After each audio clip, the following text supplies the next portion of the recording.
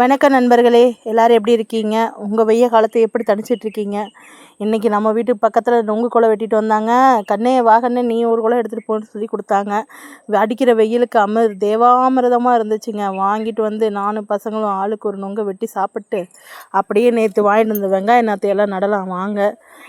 நீங்கள் வெய்ய காலத்துக்கு நிறைய லிக்விட் ஐட்டம் சேர்த்துக்கோங்க. அதுதான் உடம்புக்கு ரொம்ப நல்லதுங்க. இல்லைனா வர்ண பகவான் நம்மளை காய்ச்சி குடிச்சிட்டு போயிடுவாருங்க. பார்த்துக்கோங்க. குளுன்னு ஏதாவது சாப்பிட்டுக்கிட்டே இருங்க. அப்போ தான் அடிக்கிற வெயில் நம்மளை சுட்டெரிக்காது. பார்த்து பத்திரம். நான் நொங்கு சாப்பிட்டு நாற்று நட ஆரம்பிச்சிட்டேங்க. வெங்காய நாற்று வாங்கிட்டு வந்தால் முழுசாக அப்படியே நடக்கூடாதுங்க. வெங்காயம்னா முழு வெங்காயம் நடலாம். ஆனால் வெங்காய நாற்று வாங்கிட்டு வந்தால் அதை பாதியாக கட் பண்ணிவிட்டு நட்டால் தான் புது இலைகள் வச்சு தளைஞ்சி வருங்க. அப்போ தான் வெங்காயம் நல்லா கிளச்சி வரும்போது நிறைய பெரிய வெங்காயமாக கிடைக்கும். இது சின்ன வெங்காயங்க. சரி வீட்டுக்கு தானே அப்படின்னு சொல்லிட்டு நம்ம அப்படி கொஞ்சமாக நாற்று எல்லாம் ஊனி விட்டுருக்கோம்ல, தக்காளி நாற்று கத்திரி நாற்றெல்லாம் ஊனி விட்டுருக்கோம்ல, அதுக்கு இடையில உடுப்பெயராக இதை ஊனி விடலாம். காய்க்கு வரதுக்குள்ளே இது காயாயிடும்.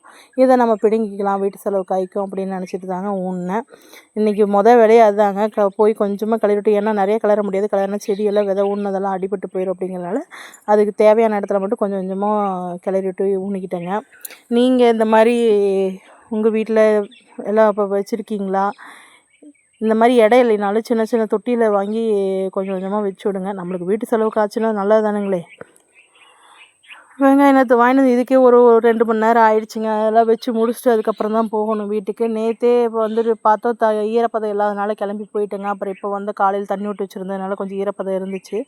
சரின்னு சொல்லிட்டு அப்படியே கிளறி வச்சாச்சுங்க. கிளறி வச்சுட்டு தண்ணியெல்லாம் தெளித்து விட்டுட்டு அப்புறம் தான் போக முடிஞ்சுது. இன்றைக்கி மதியம் எல்லாத்து வீட்லேயும் என்ன லஞ்சு? நம்ம வீட்டில் இன்றைக்கி இன்னும் எதுவும் செய்யலைங்க. காலையில் சமைச்சதே இருந்தது, சாப்பிட்டோம். அதுவே சாப்பிட்டு கிளம்பி வந்துட்டோம். நைட்டுக்கு தாங்க போய் ஏதாவது செய்யணும். சேனலை நிறைய பேர் பார்க்குறீங்க, சப்ஸ்கிரைப் பண்ண மாட்டேங்கிறீங்க. தயவு செஞ்சு சப்ஸ்கிரைப் பண்ணிக்கோங்க. உங்களோட ஆதரவு இருந்தால் மட்டும்தான் நம்ம முன்னேற முடியும். இவ்வளோ நேரம் என்னோடய வீடியோவை பொறுமையாக பார்த்ததுக்கு ரொம்ப நன்றி மக்களே.